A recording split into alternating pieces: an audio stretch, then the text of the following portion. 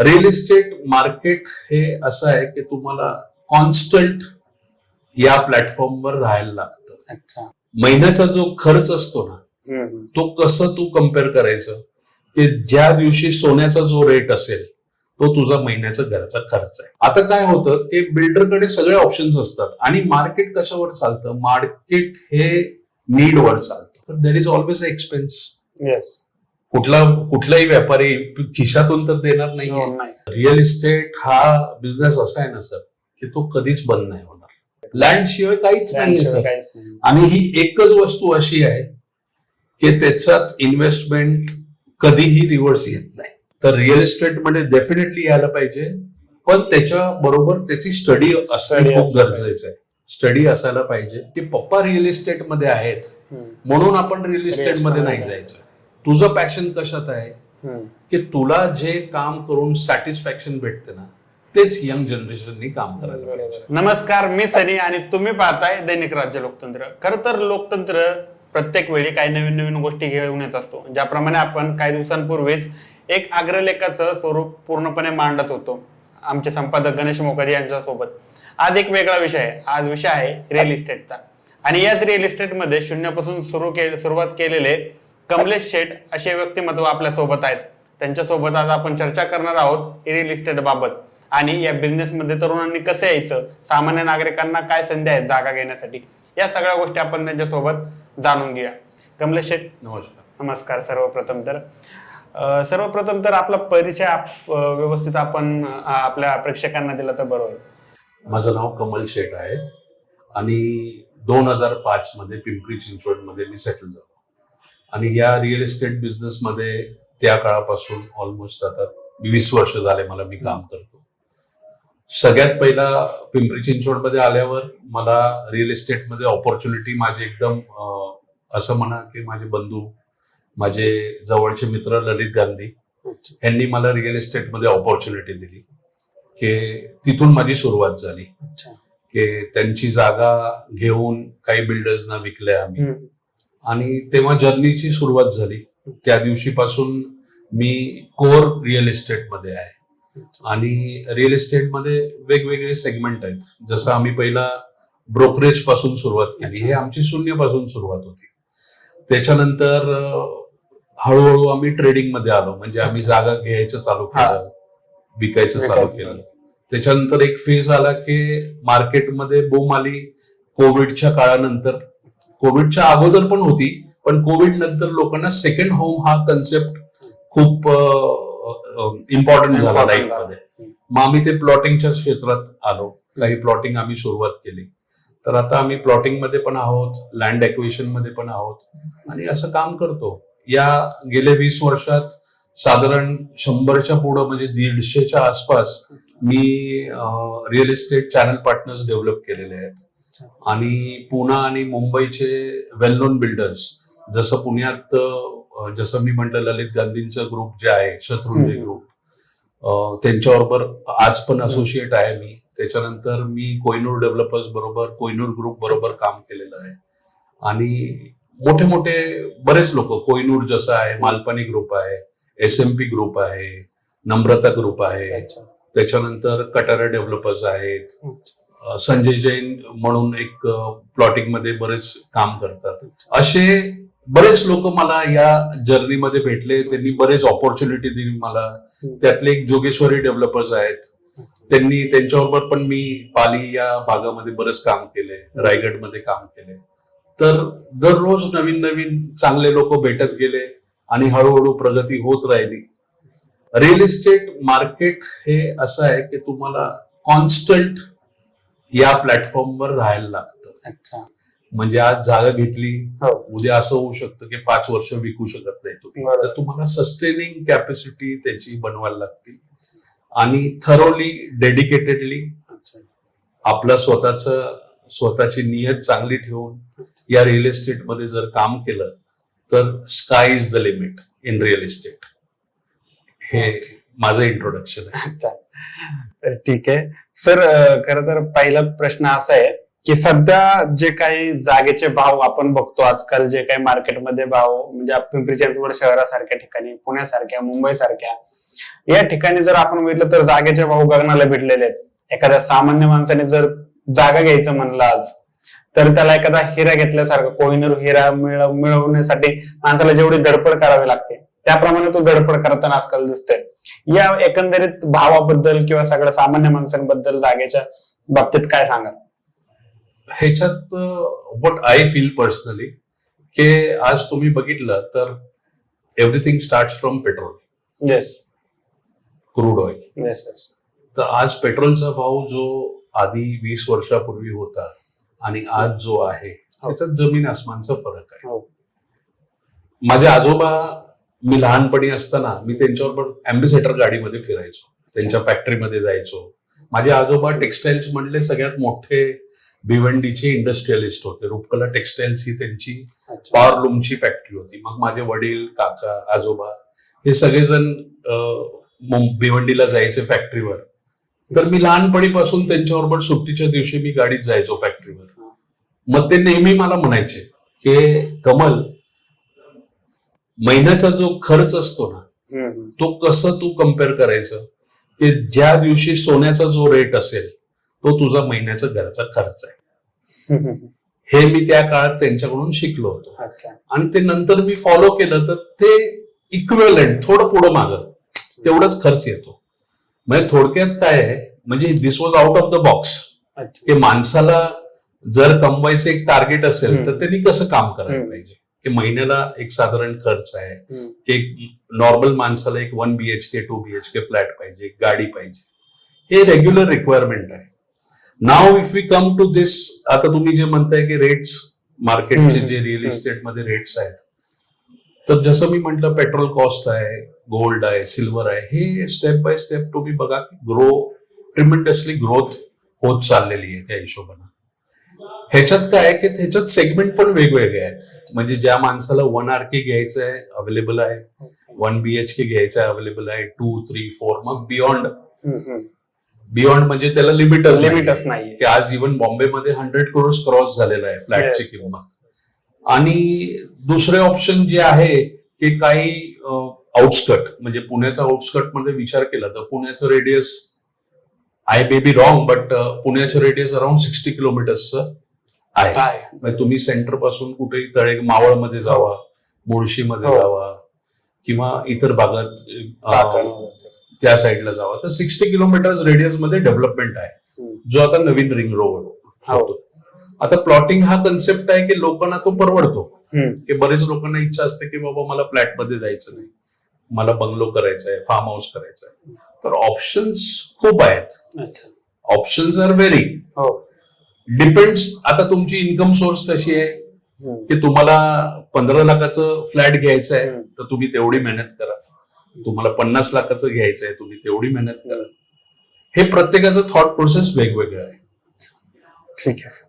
तर दुसरा क्वेश्चन असा आहे की आता आपण बघतोय म्हणजे पिंपरी चिंचवड, आता मुंबई तर ऑलमोस्ट संपलेलंच आहे मोठ्या इमारती करून सगळं. आता पुण्यामध्ये एवढ्या मोठ्या प्रमाणात वाढ होतीये, म्हणजे मला वाटतं 24 मजल्याच्या इमारती होत आहेत पुण्यामध्ये सुद्धा.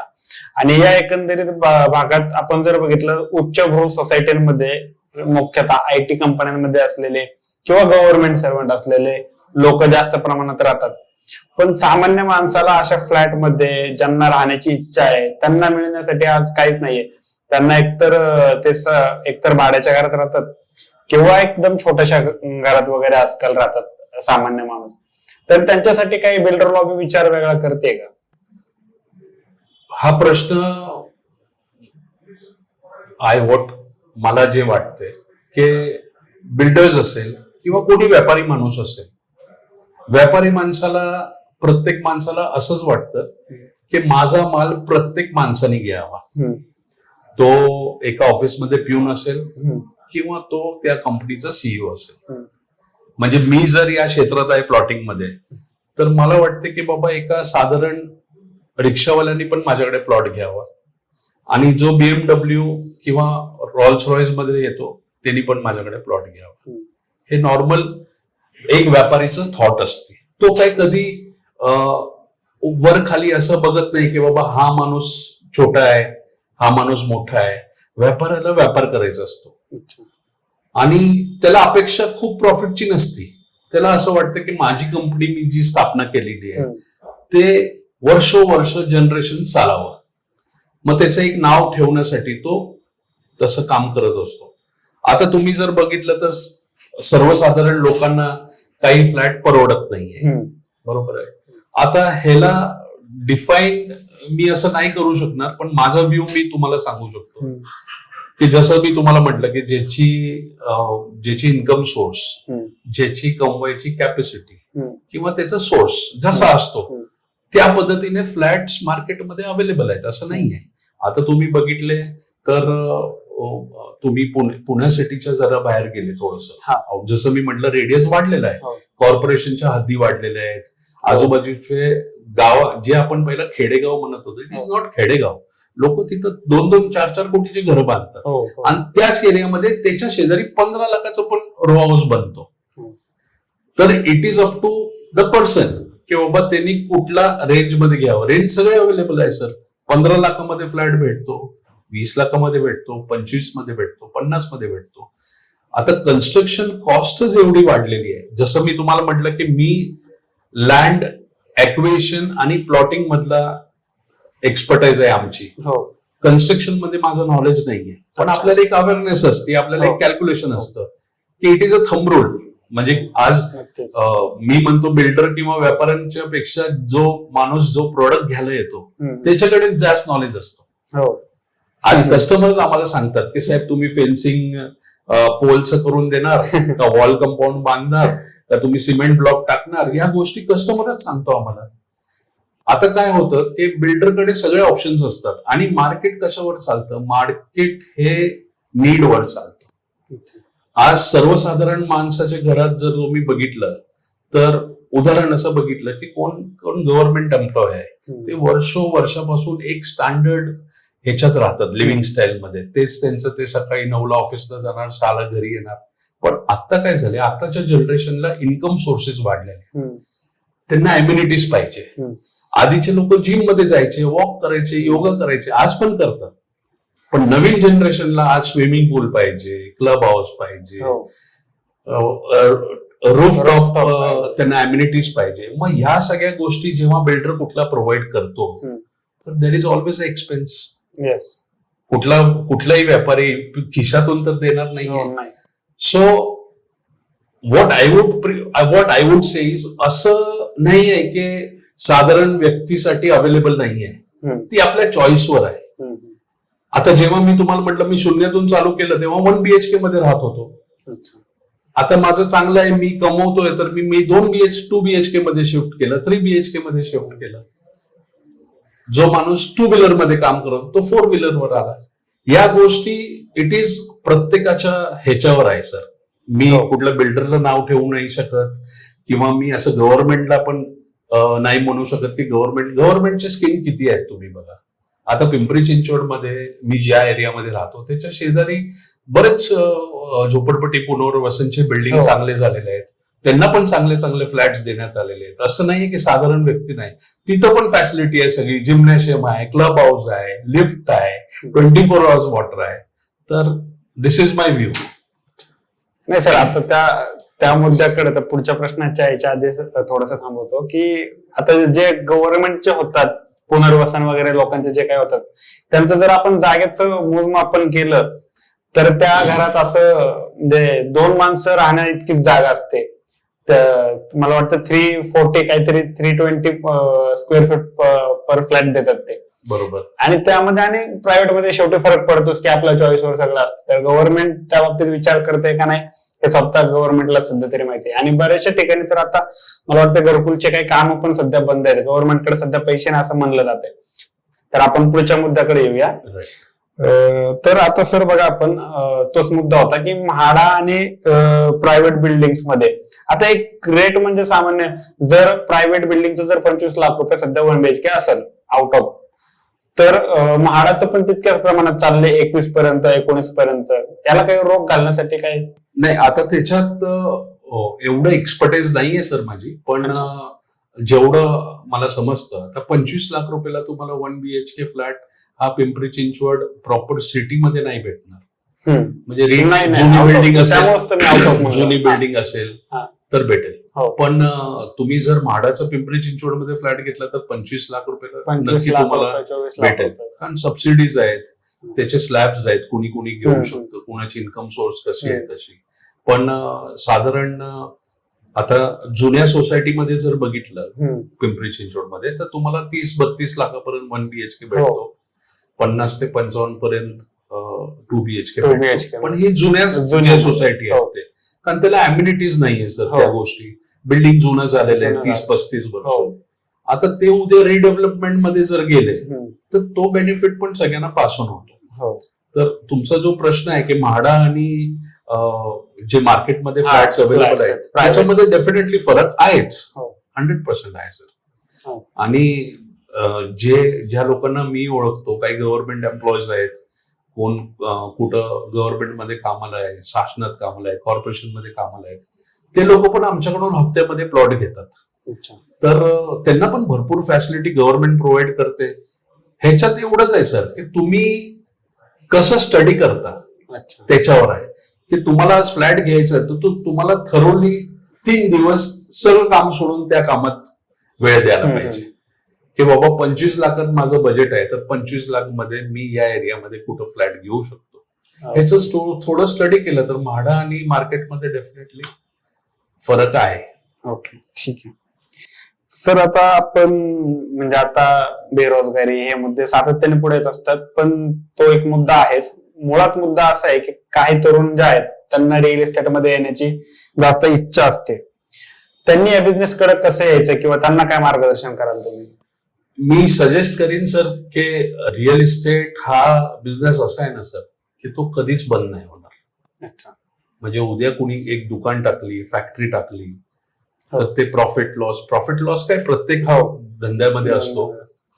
लाईफ आहे ती आणि या सगळ्या गोष्टी आहेत. पण रिअल इस्टेट मी माझ्या आयुष्यात आहे ना बरेच बिझनेस केले.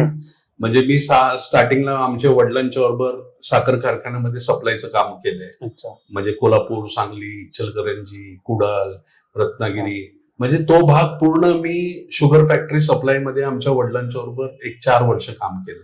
की पाईप सप्लाय करणं, बॉल बेरिंग सप्लाय करणं, रोड कॉन्ट्रॅक्टरला कॉटन वेस्ट सप्लाय करणं, बऱ्याच गोष्टी जे काय लागतील ते. त्याच्यानंतर मी कम्प्युटर फील्डमध्ये साधारण 7-8 वर्ष काम केलं मी चांगलं. की आम्ही त्याचे पार्ट्स सगळे इम्पोर्ट करायचो, ट्रेड करायचो. तर त्याच्यानंतर रिअल इस्टेटमध्ये आलो हळूहळू. तर या गोष्टी जर पाहिल्या ना सर तर रिअल इस्टेटमध्ये कधीच नुकसान नाही होऊ शकत.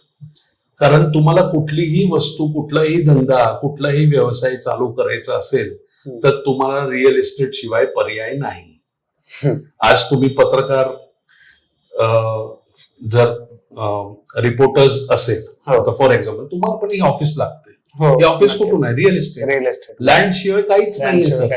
आणि ही एकच वस्तू अशी आहे की त्याच्यात इन्व्हेस्टमेंट कधीही रिव्हर्स येत नाही. लोक म्हणतात की मी फ्लॅट घेतला, नुकसानात विकला. ते तुमच्यावर आहे, तुम्ही कसं त्याला ट्रेड करता, तुमची रिक्वायरमेंट कशी आहे, तुम्हाला गरज किती आहे त्या वस्तूची, किती दिवस वाट पाहता. आता ह्याच्यात तुम्ही बघितलं तर me out of the way फक्त तुम्ही म्हटले की कसं ह्याच्यात मुलांनी, नवीन जनरेशननी जायला पाहिजे. पण हे जाण्याच्या अगोदर या गोष्टी समजणं खूप गरजेचं आहे की उद्या मी या धंद्यात गेलो तर माझा जो कोण कस्टमर असेल त्याला मी काय प्रमोट करायला पाहिजे. अच्छा. तुम्हाला कुठलाही कस्टमर आला तर तो म्हणेल मला एक दुकान घ्यायचं आहे, मला एक फ्लॅट घ्यायचा आहे, मला एक प्लॉट घ्यायचा आहे. तर तुम्हाला त्या कस्टमरचं रिडिंग असायला पाहिजे की त्याचे पैसे आपण कसं गुंतवणूक कशा पद्धतीने करून द्यायला पाहिजे. आणि रिअल इस्टेट किंवा कुठलाही धंदा असा आहे ना की तुम्ही खरं बोलून केला ना तो कस्टमर रिपीट तुमच्याकडेच येणार. माझा एक्सपिरियन्स सांगतो सर, 2005 मध्ये ज्या बिल्डरला मी लँड विकलेली होती त्याची रिक्वायरमेंट जर आली तर आज 2025 मध्ये तो सगळ्यात पहिला कॉल मला करतो. मी हे कमवले. तर तसं यंग जनरेशननी पण रिअल इस्टेटमध्ये येणं खूप चांगलं आहे. असं म्हटलं ना तर अख्खी दुनिया विकायला आहे सर. अख्खी दुनिया विकायला आहे. तुम्ही म्हटले ना शेजारचा फ्लॅट रेडी आहे, कोणी नाही म्हणत नाहीये. आजकालचे कॉलेजचे पोरं पण म्हणतात की माझी इन्कम मी आजपासून सुरुवात करतो. तर रिअल इस्टेटमध्ये डेफिनेटली यायला पाहिजे, पण त्याच्या बरोबर त्याची स्टडी असणं खूप गरजेचं आहे. स्टडी असायला पाहिजे, तर चांगलं आउटपुट येतं त्याच्यातून. आणि at the end of the day young जनरेशनना माझी पण मोठी मुलगी आहे, ती जॉब करते चांगल्या कंपनीमध्ये. माझा मुलगा AI मध्ये आता इंजिनिअरिंग करतो DY पाटील. तर मी माझ्या मुलांना पण हेच सांगतो की पप्पा रिअल इस्टेट मध्ये आहेत म्हणून आपण रिअल इस्टेट मध्ये नाही जायचं. तुझं पॅशन कशात आहे की तुला जे काम करून सॅटिस्फॅक्शन भेटते ना, तेच यंग जनरेशननी काम करायला पाहिजे. That is what I feel. Okay sir, शेवटचा प्रश्न आहे, रिअल इस्टेट बिझनेस सुरू करण्यासाठी कोणत्या गोष्टींची आवश्यकता आपल्या तरुण पिढीला आहे? रिअल इस्टेट बिझनेस करण्यासाठी कुठलीही वस्तूची आवश्यकता नाही. तुम्हाला कस्टमर पाहिजे. कस्टमर हे मन आहे ना, प्रत्येक दुकानात लावलेलं असतं. कस्टमर हा देव आहे, कस्टमर हा आपला राजा आहे. That is fact. तुम्हाला हा बिझनेस करायचा आहे तर सगळ्यात पहिला तुम्ही स्टडी करा. जसं आपण कॉलेजमध्ये शिकतो, स्कूलमध्ये शिकतो, त्याच्यानंतर नोकरी करतो, तसंच हे पण प्रत्येक बिझनेसला सुरुवात अशीच असते. तुम्हाला तुमचं फाउंडेशन स्ट्रॉंग पाहिजे की बाबा रिअल इस्टेट बिझनेस करायचा आहे मला, तर मी जिथं राहतो त्याच्या बिल्डिंगचा रेट किती आहे, इथून सुरुवात. म्हणजे मी तर म्हणेल नवीन माणसाला जर धंदा चालू करायचा आणि तो जिथं राहतो ना त्याच्या आसपासची दुकान किंवा फ्लॅटचा त्यांनी व्यवहार करावा, माहिती जमा करणं वगैरे सगळं. त्याच्यानंतर पुढे जावं. त्याच्यानंतर समुद्र आहे सर. रिअल इस्टेट हा खूप मोठा समुद्र आहे. जसं मी म्हटलं ना, इट इज अ स्काय. तुम्ही काही करू शकता हो, पण प्रामाणिकपणे करा. तुम्ही कंपनी फॉर्म करा एक चांगली, रेरा रजिस्टर्ड करा, चॅनल पार्टनर्स बनवा, नेटवर्क मार्केटिंग. हे नेटवर्क मार्केटिंग बरेच वर्षापासून करतात की रेफरन्स. आजकाल रेफरन्सवर काही नाही म्हटलं सर 1% बरोबर तर भेटतो. नक्कीच. काही नाही केलं 1%, हे स्टँडर्ड थंब रूल आहे मार्केटचं की 1% तुम्ही माझी एक फ्लॅट आहे, हा फ्लॅट 50 लाखाला विकला, 1%. किंवा त्याची मेहनत जास्त असेल तर कस्टमरकडे तुम्ही तुमच्या हिशोबाने डिमांड करा. चांगलं बँक अकाउंट उघडा, चांगले व्यवहार करा, सगळं सुपर होतंय. बट स्टडी करा. न स्टडी करता जाऊन लोक अडकू शकतात. आता आम्ही एवढे वर्षापासून काम करतो, असे बरेच व्यवहार असतात, काही लिटिगेशन येतात त्याच्यात, आपल्याला काही जुनी माहिती नसती, आपण एवढं लिगल सगळं केलं तरी त्याच्यातून कुणाचं काहीतरी निघतं. या सगळ्या गोष्टी स्टडी केल्याशिवाय होत नाहीये. रिअल इस्टेटमध्ये नॉलेज, एज्युकेशन हे इम्पॉर्टंट आहे, पण त्याच्याबरोबर एक्सपिरियन्स इज अ मस्ट. आणि मार्केट एवढं मोठं आहे ना सर, तुम्ही पेपर उघडा, ऑनलाईन बघा, कुठलाही फेसबुकवर ऍड बघा, रिअल इस्टेटची सगळीकडे रिक्वायरमेंट आहे. We need sales people, we need marketing people. सगळं विकायला आहे सर, स्टडी पाहिजे. ठीक आहे सर. तर हे होते कमलेश शेठ, ज्यांनी आपल्याला बऱ्याच गोष्टी रिअल इस्टेट मधल्या सांगितल्या. सर तुमचे खूप खूप धन्यवाद. Thank you so much. आणि धन्यवाद सगळ्यांनाच. भेटूया पुढच्या भागात. थँक्यू.